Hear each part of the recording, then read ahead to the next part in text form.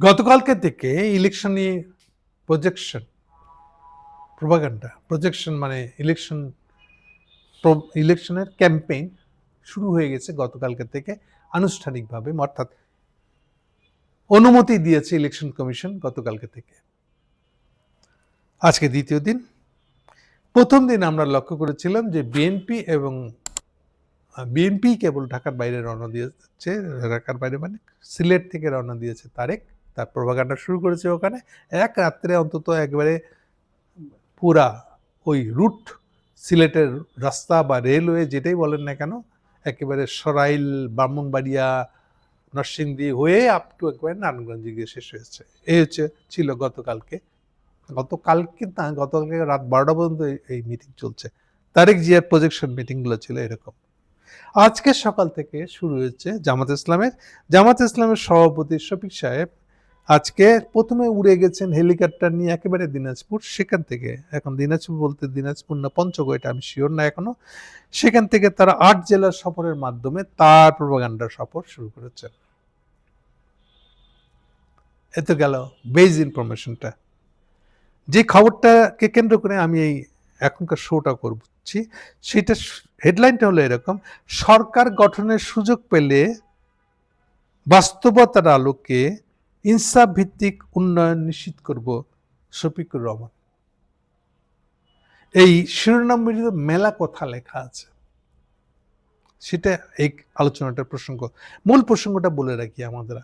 গতকালকে যদি তারেক জিয়া কি বলেছেন, সার কথাগুলো কি ছিল, মূল পয়েন্টটা কি ছিল কালকে?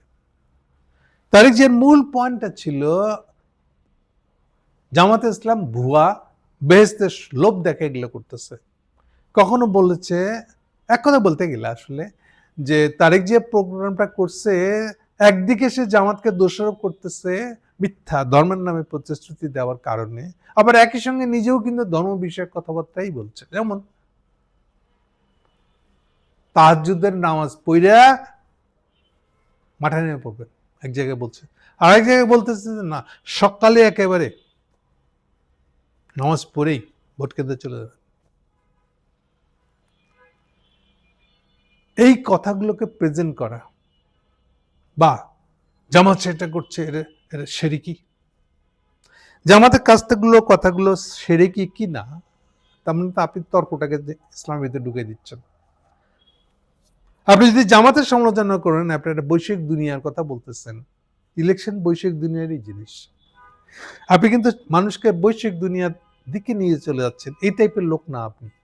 আপনারও জামাতের ইসলাম ব্যাখ্যাটা খারাপ, আমারটা ভালো, এই টাইপের, এটা বললে যা হয় সেরকম একটা ক্যাম্পেইন করেছেন আপনি কালকে সারাদিনে যতগুলো জায়গায় বক্তৃতা দিয়েছেন।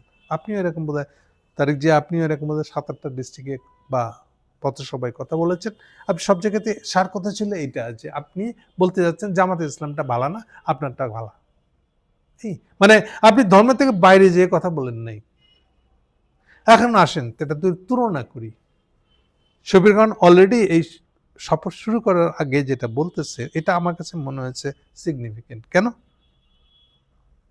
দেখেন, বাংলাদেশের জামাত ইসলাম আমির শফিক রহমান বলছেন, সরকার গঠনের সুযোগ পেলে, মানে আমরা যদি সংখ্যাগরিষ্ঠ পদে আসনে জিতি, তাহলে তারা কোনো অলিক কল্পনা বা মিথ্যা প্রতিশ্রুতির ভিত্তিতে না। এটা খুব ইম্পর্টেন্ট।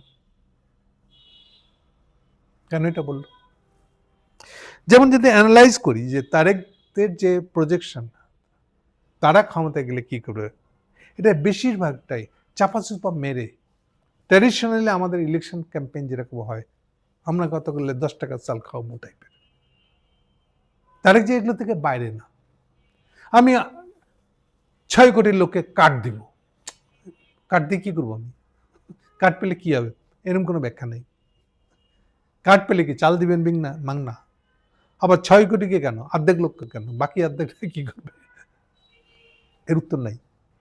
তাহলে এই যে আপনি পাইয়ে দেওয়া রাজনীতিটা করতে চাচ্ছেন, এইটার সঙ্গে হাসিনা 10 টাকা কেজি চাল খাওয়াবো, এটা ফারাকটা কি?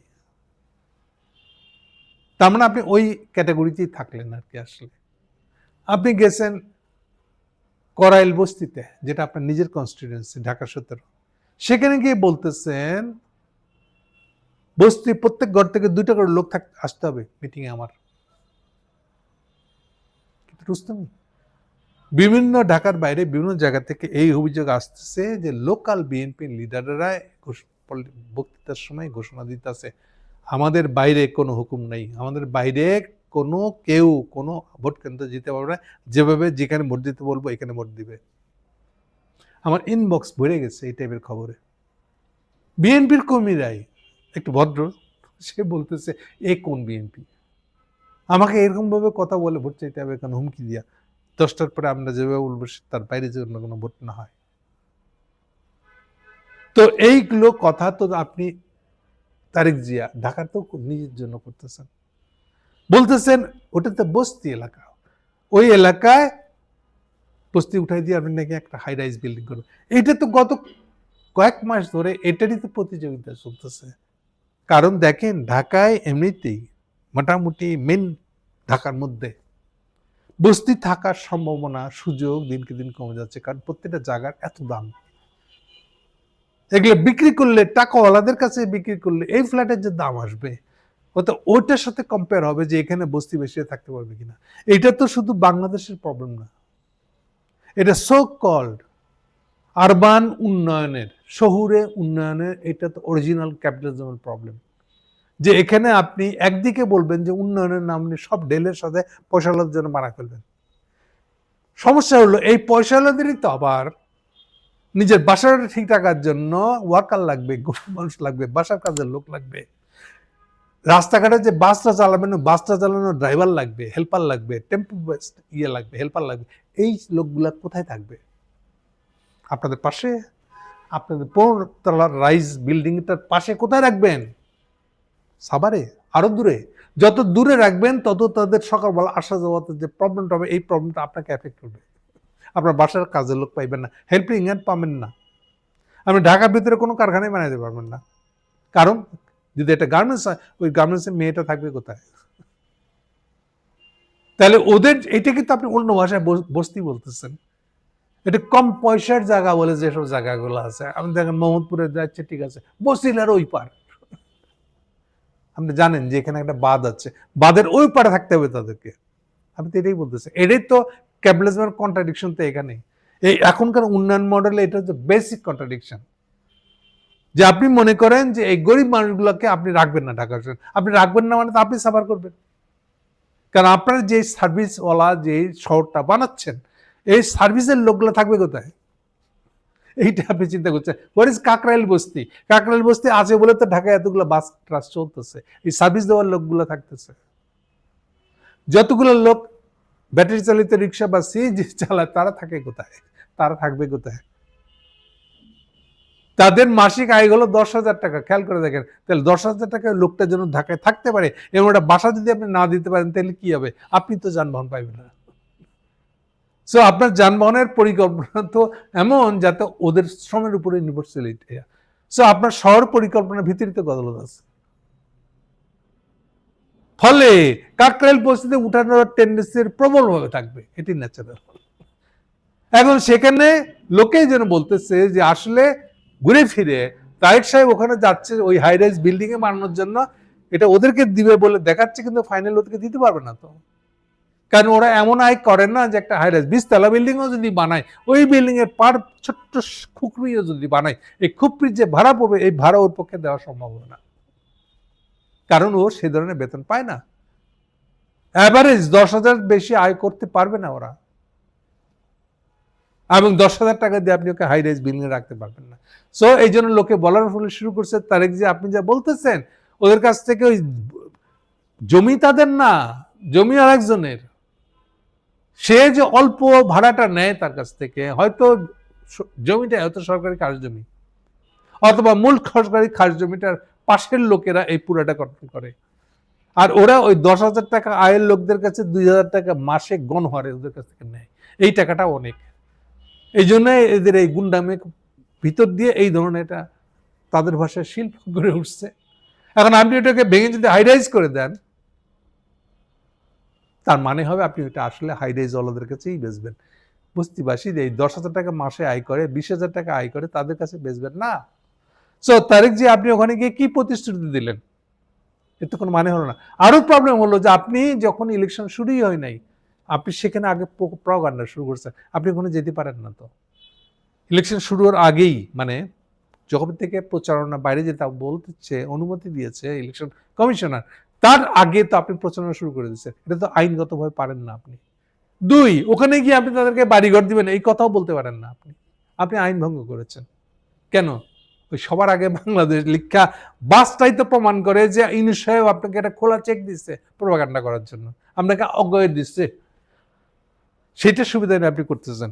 বিপরীতে এবার দেখেন কেন এই তুলনাটা করলাম, মানে আপনি তারেক জিয়া ট্র্যাডিশনালি যেভাবে আমি যেভাবে হোক আমাকে ইলেকশনে যাইতে হবে, ইলেকটেড হইতেই হবে, এই জায়গায় চলে গেছেন। মিথ্যা হোক সত্য হোক চামাবাজি করেও আমাকে ক্ষমতা যেতে হবে, আপনি এই লাইনের লোক হয়ে গেছেন। বিপরীতে শফিক সাহেবের বক্তব্যটা দেখেন, প্রথম কথা বলতেছেন যদি সুযোগ পাই, শুরু করছেন। সেকেন্ড কি বলতেছেন, এই জন্য উনি বলতেছেন কোন অলিক কল্পনা মিথ্যা প্রতিশ্রুতি আমরা দেব না। কোয়াইট গুড, আমি আপনাদেরকে একটা হাই রাইজ বিল্ডিং এ বসাই দেব, এইটাই উল্লেখ করে উনি বলতেছেন উনি এটা বলবেন না, এই টাইপের কথা বলবেন না। সেকেন্ড কি বলছে দেখেন এবার, যৌক্তিকতা ও বাস্তবতার আলোকে খুব ইম্পর্টেন্ট বক্তব্য।